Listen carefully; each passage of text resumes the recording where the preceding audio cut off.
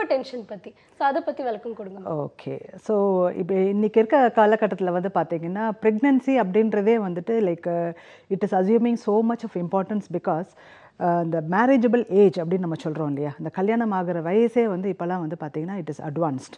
So that இப்போ 20 வயசில் 22 வயசில் வந்து அந்த காலத்தில் வந்து ஃபேமிலியே ஃபினிஷ் பண்ணிடுவாங்க. தே வில் ஹேவ் 2 பேபிஸ், 2 குழந்தை பெற்றுருவாங்க, குடும்ப கட்டுப்பாடு பண்ணிடுவாங்க 22 வயசில். ஸோ பை 40 இயர்ஸ் ப்ராபப்ளி அவங்களுடைய குழந்தை வந்து கல்யாணம் ஆகி எங்களுக்கு டெலிவரிக்கு வரும். ஸோ அந்த சினாரியோ போய் இப்போ வந்து முதல் திருமணமாகிற வயசே வந்து பார்த்திங்கன்னா 30, 29, 28, 30, 35 இந்த மாதிரி வந்து இன்க்ரீஸிங் ஏஜ் ஃபேக்டர்ஸ் ஒன்று ஆகுது. ஸோ அந்த ஒரு 30 வயசில் வந்து ஒரு கல்யாணம் ஆகும்போது வந்து அவங்களுடைய அந்த உடல்நிலை வந்துட்டு இந்த 20 வயசில் வந்து தே ஆர் வெரி ஹெல்த்தி. அந்த 30 வயசு ஆகும்போது வந்து அந்த உடல் சார்ந்த விஷயங்களுமே வந்து அவங்களுக்கு கொஞ்சம் அதிகமாகுது. ஸோ ஆல் தீஸ் அஃபெக்ட்ஸ் ஒன்று. ரெண்டாவது வந்துட்டு ஸ்ட்ரெஸ் வந்து இப்போ வந்து ஒர்க்கிங் உமன், இப்போ வந்து பெண்கள் எல்லாமே வேலைக்கு போயிடுறோம். ஸோ வேலைக்கு போகும்போது வந்து what happens is that the additional காலையில் எழுந்திரிச்சு நம்ம வேலை செய்யணும், அதுக்கப்புறம் நம்ம வந்து வீட்டில் வேலை செய்யணும், வேலைக்கு போகணும், அது கூட வந்து ஒரு ப்ரெக்னென்சி வந்தாச்சுன்னா நம்ம அதையும் ஹேண்டில் பண்ணணும். So pregnancy is part of many other works. பல வேலைகளில் வந்து ப்ரெக்னென்சி ஒன்றாயிருது. அந்த காலத்தில் அப்படி கிடையாது. So it is only one job. அந்த நம்ம வந்து ஒரு 9 மாதம் வந்து நம்ம ப்ரெக்னென்சின்றதே வந்து ஒரு ரொம்ப முக்கியமாக கருதப்பட்டது. இப்போ வந்து ஒன் அமாங் மெனி.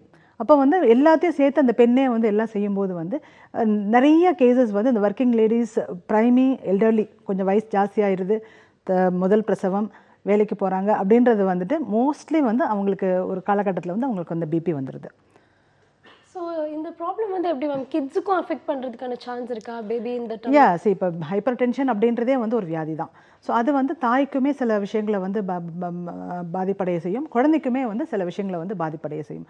இப்போ அம்மாவுக்கு அப்படின்னு வரும்போது வந்து பார்த்திங்கன்னா அவங்களுடைய வைட்டல் ஆர்கன்ஸ், ஃபார் எக்ஸாம்பிள் இந்த லிவர், ஈரல், அந்த கிட்னிஸ், அந்த ஹார்ட் எல்லாத்தையுமே வந்து இந்த பிளட் ப்ரெஷர் வந்து அதிகமாகும் போது அதோடைய பாதிப்பு வந்து அந்த ஆர்கன்ஸில் தெரியும். ஃபார் எக்ஸாம்பிள் வந்துட்டு நம்ம மோஸ்ட்லி வந்து அந்த ஹைப்பர் டென்ஷன் வரும்போது உடலில் வந்துட்டு ஒரு வெயிட்டுமே கொஞ்சம் அதிகமாயிரும். இந்த வெயிட் வந்து ஏன் அதிகமாகுதுன்னா வந்து ஃப்ளூயிட் ரிட்டென்ஷன், நம்மளுடைய இந்த கிட்னி வந்து அதோடைய ஃபங்க்ஷன் வந்து கொஞ்சம் அந்த பிபி ஏற குறையிறதுனால வந்து அந்த நீர்ச்சத்தை வந்து வெளியில் அனுப்ப முடியாமல் அந்த கிட்னி கஷ்டப்படும். So water retention, fluid retention இந்த பாடி. ஸோ அதனால் வந்து பார்த்திங்கன்னா ஒரு நார்மலாக ஒரு ப்ரெக்னென்சியில் வந்து 10 அல்ல 12 கிலோ தான் நம்ம வெயிட் இன்க்ரீஸ் ஆகணும். பட் இதில் நம்ம பார்க்கும்போது என்ன அப்படின்னு சொன்னால் வந்துட்டு வெயிட் கெயின் வந்து ஒரு 15லேருந்து 20, 25, we even see 40 kilos. I don't know அது எப்படி ஏறும்னு தெரியாது. ஸோ இவ்வளோ வெயிட் வந்து ஒரு ஒரு ஒரு 6-7 மாதத்தில் வந்து ஏறும்போது ஆல் த ஆர்கன்ஸ் வந்து ஸ்ட்ரகிள் ஆரம்பிக்கும். So we see kidneys failuring, liver வந்து வேலை செய்யாமல் போகிறத நாங்கள் பார்க்குறோம். Complications of hyper liver cell failure பார்க்குறோம், நாங்கள் ரீனல் செல் ஃபெயிலியர் பார்க்குறோம், ஈவன் ஹார்ட் வந்து கெட்ஸ் என்லார்ஜ்ட், நிறைய காம்ப்ளிகேஷன்ஸ் பார்க்குறோம். ஸோ அந்த மாதிரி நேரத்தில் வந்து தாயுடைய உயிருக்குமே வந்து நம்ம அதை சரிவர நம்ம அதை கவனிக்கலைன்னு சொன்னால் தாயுடைய உயிருக்குமே வந்து சில சமயத்தில் வந்து அது ஆபத்தாக வந்து முடியுது. ஒன்று. ரெண்டாவது வந்துட்டு வந்து இந்த ப்ரெக்னென்சி இருக்கும்போது வந்து ஹைப்பர் டென்ஷன்றது why it is so special அப்படின்னா இதெல்லாம் வரும்போது வந்து அந்த அம்மாவுக்கு வந்து எக்லாம்சியான்ற ஒரு காம்ப்ளிகேஷன் வந்துடும். எக்லாம்சியான்றது வந்து நம்ம ஜன்னின்னு சொல்லுவோம் சாதாரணமாக, ஃபிட்ஸ் வந்துடும் அதுக்கு. So pregnancy with hyper tension with fits அப்படின்றது வந்து வெரி வெரி சீரியஸ் காம்ப்ளிகேஷன். அதில் வந்து பெரிய உயிருக்கும் சரி, இந்த உள்ளே இருக்க குழந்தைக்கும் சரி, ரெண்டுத்துக்குமே உயிர் ஆபத்தாயிரும். And even in developed countries இந்த மாதிரியான விஷயத்தில் வந்து நமக்கு வந்து அந்த உயிர் இழப்பு, மோர்டாலிட்டி அப்படின்ற ஒரு விஷயம் வந்து நாங்கள் இன்னும் வந்து இந்த ஒரு வியாதியில் வந்து நாங்கள் பார்த்துக்கிட்டு இருக்கோம். ஸோ சேஞ்சிங் லைஃப் ஸ்டைல்ஸ்னால வந்து இவ்வளோ காம்ப்ளிகேஷன்ஸ் அப்போவுமே வந்தது. இப்போ வந்து பார்த்தீங்கன்னா லைக் அப்போ வந்து ரேராக இருக்கும். இப்போ வந்து due to this various additional factors வந்து இந்த ஒரு பிரச்சனையை வந்து நாங்கள் சாதாரணமாக பார்க்குறோம். பட் என்ன ஃபார்ச்சுனேட்லி வந்து எங்களுக்கு ட்ரக்ஸுமே நல்லா வந்தாச்சு. ஸோ இப்போ வந்து நம்ம அட்வான்ஸிங் மெடிக்கல் டெக்னாலஜினால வந்து இப்போ மாத்திரைகள்லாம் வந்து பிபியை குறைக்கிற மாத்திரைகள் வந்து நல்ல மாத்திரைகள் வந்தாச்சு ஒன்று. ரெண்டாவது வந்து ட்ரீட்மெண்ட் மொடாலிட்டிஸ். இப்போ பிபி வந்த உடனே வந்து நாங்கள் குழந்தைய வந்து நாங்கள் டெலிவரி இந்த இதில் என்ன ஒரு ஆச்சரியமான ஒரு விஷயம்னா இந்த குழந்தை உள்ளே வந்ததுக்கப்புறம் தான் அந்த அம்மாவுக்கு பிபி வருது. ஸோ மேனேஜ்மெண்ட்டை நம்ம பார்க்கும்போது வந்து அந்த குழந்தைய எடுத்துடணும். இந்த குழந்தை வந்து அந்த தாய்க்கு வந்து பிபி வந்த ஒரு தாய்க்கு வந்து கிட்டத்தட்ட ஒரு பாய்சன் மாதிரி இருக்கும். So you remove the baby, you remove the placenta, அந்த உள்ள இருக்க நஞ்சை எடுத்துட்டாலே வந்து அந்த அம்மாவுக்கு வந்து அந்த பிபியோடைய விளைவுகள் எல்லாமே வந்து வித்ட்ரா ஆக ஆரம்பிச்சிடும். How much is hypertension is a big problem? So இப்போ நான் as I was actually telling you, like அந்த ஹைப்பர் டென்ஷன் வர வர வந்து அம்மாவுடைய ஆர்கன்ஸ் எல்லாமே பாதிச்சிருன்னு சொன்னேன். அம்மாவுக்கு எக்லாம்சியா அப்படின்ற ஒரு காம்ப்ளிகேஷன் வருதுன்னு சொல்கிறேன். ஸோ இந்த எக்லாம்சியாவில் வந்து பார்த்திங்கன்னா அந்த பிரெயின் உள்ளே வந்துட்டு உங்களுக்கு ப்ளீட் ஆயிரும். So what happens is haemorrhagic, brain வந்து ஹெமரேஜ் ஆகிட்டு பேஷண்ட் வந்து கோமாவில் போயிடும். ஸோ சம்டைம்ஸ் வந்து மோஸ்ட்லி இந்த குழந்தை வந்த உடனே நிறைய பேஷண்ட்ஸ் கொஞ்சம் நல்ல கேர் கொடுத்தோம்னா திரும்பி வந்துடும். But sometimes we lose patients. கோமாவில் போயிட்டு இந்த பேஷண்ட் திருப்பி வரவே வராது. Even now in our setup we are seeing patients who are coming to us late in the thing. But ஆனால் இப்போ நான் என்ன சொல்ல வரேன்னா அவேர்னஸ்க்கு வந்து பார்த்தீங்கன்னா பிபிக்கு வந்து இப்போ நிறைய மருத்துவம் இருக்குது. கண்டிப்பாக. ஸோ மெடிசன்ஸ் நிறைய அவைலபிளாக இருக்குது.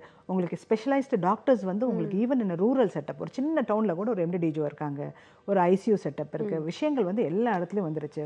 அதே மாதிரி பிளட் ப்ராடக்ட்ஸ் இப்போ பிளட் பேங்க் வந்து எல்லா இடத்துக்கும் வந்தாச்சு. ஸோ இப்போலாம் வந்து இதுக்காண்டி வந்து நம்ம வந்து ஒரு பேஷண்ட்டை வந்து கிரிட்டிக்கல் ஆக்குறதுன்றது வந்து ஆக்சுவலாக ஏற்றுக்க முடியாது. ஸோ இப்போ அந்த காலத்தில் வந்து we used to lose patients.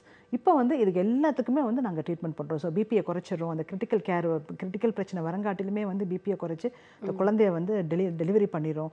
குழந்தை 1 கிலோ குழந்தைய நாங்கள் டெலிவரி பண்ணால் கூட அந்த குழந்தைய வந்து நாங்கள் அதுக்கு இன்டென்சிவ் கேர் கொடுத்து காப்பாற்றி அந்த பேஷண்ட் கையில் நாங்கள் கொடுத்துட்றோம். ஸோ நிறைய டெவலப்மெண்ட் வந்து இந்த ஃபீல்டில் வந்தாச்சு. மதருக்கு வந்து அந்த கிரிட்டிகாலிட்டி அந்த ஃபிட்ஸ் வராமல் இருக்கிறதுக்குமே வந்து ஹை-5 இன்ஜெக்ஷன்ஸ்லாம் நிறைய சிறந்த மருந்துகள்லாம் வந்தாச்சு. இப்போ எங்கள்கிட்ட ஒரு பிபி பேஷண்ட் வந்துட்டா அந்த பிபி வந்து அந்த பேஷண்ட்டை பாதிக்காமல் அந்த குழந்தையும் பாதிக்காமல் கரெக்டாக கொண்டு போய் நாங்கள் வந்து எங்களால் மேக்ஸிமம் பண்ணிட முடியுது. அவேர்னஸ் இல்லாத பேஷண்ட்ஸ் தான் வந்து மாட்டிக்கிறது. இப்போ கூட என்னுடைய ப்ராக்டிஸில் வந்து என்னுடைய own patients with hyper tension they do extremely well. அவங்களுடைய மதராகட்டும் குழந்தையாகட்டும் நாங்கள் நல்லா வந்து அவங்களுக்கு பண்ணி கொடுக்குறோம். பட் அந்த ஒரு பிபி எனக்கு வந்துருச்சுன்றதே ஒன்றும் தெரியாமல் அந்த பேஷண்ட் வந்து லேட்டாக எங்ககிட்ட வரும்போது இதையெல்லாம் நாங்கள் இப்போவும் பார்க்குறோம். இப்போவும் அந்த எமர்ஜென்சி கேர் கொடுக்குறோம். இப்போவும் பேஷண்ட் வந்து ஃபிட்ஸ் அடிக்குது. இப்போவும் அந்த ஃபிட்ஸுக்கு நாங்கள் ட்ரீட்மெண்ட் பண்ணுறோம். இது எல்லாமே என்னை பொறுத்த வரைக்கும் வந்து it is almost avoidable. So இந்த அவேர்னஸ் வந்து ஒவ்வொரு தாய்மாருக்கும் நூக் அண்ட் கார்னரில் போயிடுச்சுன்னு சொன்னால் just they have to go to the hospital and check their BP and the regular monthly checkup. அது வந்து நம்ம வந்து பேஷண்ட்ஸ் வந்து அந்த மாதம் வந்து டாக்டர் போய் பார்க்கணும். மாதம் பிபி எடுத்து பார்க்கணும். மாதம் அந்த குழந்தையோட வளர்ச்சியை ஹைட் ஆஃப் த யூட்ரஸை நம்ம அதை கையை வச்சோன்னே நாங்கள் சொல்லிடுவோம் அந்த குழந்தையோட வளர்ச்சி வந்து சரியாக இருக்குது, இந்த மாதத்துக்கு ஏற்ற வளர்ச்சி இருக்குது அப்படின்னு நாங்கள் பார்த்தோன்னே சொல்லிடுவோம். எங்களுக்கு திருப்தி இல்லைன்னா உடனே ஸ்கேன் பண்ணி பார்க்குறோம். இப்போலாம் ஸ்கேன் வந்து அட்வான்ஸ்டு ஸ்கேன்ஸ் வந்தாச்சு. ஸோ அதில் வந்து குழந்தையோட வளர்ச்சி வந்து இந்த பிபி வந்து அந்த குழந்தைய பாதிக்குதா அப்படின்றதுக்கெலாம் வந்து இப்போ டாப்லர் ஸ்டடீஸ் அப்படின்லாம் வந்தாச்சு. ஸோ இந்த மாதிரியான விஷயங்களுமே ஸ்மால் டவுன்ஸுக்கெலாம் வந்தாச்சு. ஸோ இது எல்லாமே வந்து இட் ஸ்ப்ரெட். இந்த மாதிரி விஷயங்கள் எல்லா இடத்துலையுமே இருக்குது. இப்போ ஒன்லி திங் இஸ் இந்த விஷயங்கள் இருக்குன்றது நமக்கு தெரிஞ்சிட்டாலே வந்து இந்த குழந்தைங்களை வந்து ரொம்ப அந்த ஃபார் எக்ஸாம்பிள் இப்போ நம்ம வந்து இந்த பிபி வந்து இந்த குழந்தைங்களை என்ன செய்யும் அப்படின்னு நம்ம பார்த்தோம்னா பிபி வந்த தாய்க்கு வந்து உள்ளே இருக்க குழந்தை வந்து சரி வளர முடியாது. ஏன்னா அந்த உணவு வந்து அந்த குழந்தைக்கு போய் சரியாக சேராது. ஸோ அந்த குழந்தைக்கு வெயிட்டே வராது.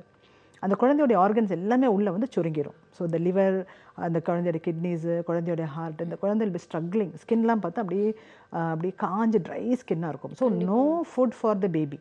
அப்போ வந்து அந்த குழந்தைக்கு வந்து உள்ளுக்குள்ளேயே வந்து எல்லாமே வந்து சுருங்க ஆரம்பிச்சோம். ஸோ இந்த பேபிக்கு வந்து பார்த்திங்கன்னா இந்த IUGR intra uterine growth restriction அப்படின்னு சொல்லுவோம் நாங்கள். அந்த யூட்ரஸ்குள்ளே வந்து அந்த ரத்தப்போக்கு வந்து சரிவர இல்லாததுனால வந்து அந்த குழந்தை வந்து உள்ளுக்குள்ளே வந்து க்ரோத் ஆக ஸ்ட்ரகிள் பண்ணும். ஃபார் எக்ஸாம்பிள் வந்து இப்போ 30 வாரம் வளர்ச்சி இருக்கணும். ஃபார் எக்ஸாம்பிள் இப்போ 8 மாதம் 7 மாதம் முடிஞ்சு 8 மாதம்னு ஒரு பேஷண்ட்டை நாங்கள் ஸ்கேனுக்கு பார்த்தோம்னா அது வந்து 30 வீக்ஸ் இருக்கணும். பட் ஆனால் 30 வீக்ஸ்க்கு பதில் அந்த குழந்தை வந்து 24 வாரம் தான் இருக்கும். ஸோ கிட்டத்தட்ட வந்து 4 to 6 வீக்ஸ் வந்து மைனஸில் வந்து அந்த குழந்தை வந்து உள்ளுக்குள்ளே வளர்ந்துக்கிட்டு இருக்கும். அப்போ வந்து அப்போ வந்து லைக் அந்த சைல்டுக்கு வந்து எல்லாமே வந்து கம்மியாயிரும். ஸோ இதை வந்து நாங்கள் இப்போ டாப்லர் அப்படின்ற ஒரு இன்வெஸ்டிகேஷனாக ஈஸியாக வந்து நாங்கள் ஸ்கேனில் பார்த்து சொல்லிடுறோம். ஸோ யூட்ரஸில் வந்துட்டு போகிற அந்த வெசல் அம்பிளிக்கல் ஆர்ட்ரி டாப்லர் அப்படின்னு சொல்லுவோம் நாங்கள். அப்புறம் வந்துட்டு யூட்ரைன் ஆர்ட்ரி. ஸோ அம்மா கிட்டேருந்து யூட்ரஸ்க்கு போகிற அந்த ரத்த குழாய்கள்லேயே வந்து ரெசிஸ்டன்ஸ் டெவலப் ஆயிரும் பிபி ஜாஸ்தி ஆகிட்டா. So uterine artery Doppler, umbilical artery Doppler. Umbilical வந்து தாய்கிட்டேருந்து சிசுக்கு, அந்த யூட்ரஸில் இருக்க பிளாசண்டாலேருந்து சிசுக்கு குழந்தைக்கு போகிற அந்த தொப்புள் கொடியில் வந்து ரத்த ஓட்டம் வந்து எப்படி போகுது அப்படின்றத வந்து அதை பார்க்குறதுக்கு டாப்லர் ஸ்டடி. அதுவும் ஸோ இது பரவாயில்ல, இதுவும் பரவாயில்ல அப்படின்னு சொன்னால் அடுத்து வந்து பாப்பாவுடைய பிரெயினில் வந்து மிடில் செரிப்ரல் ஆர்ட்ரி அப்படின்னு வந்து மூளைக்குள் சென்ட்ரலில் வந்து ஒரு முக்கியமான வெசல் இருக்குது. அதுதான் வந்து குழந்தையோடைய அந்த பிரெயினுக்கு வந்து சப்ளை பண்ணுறது.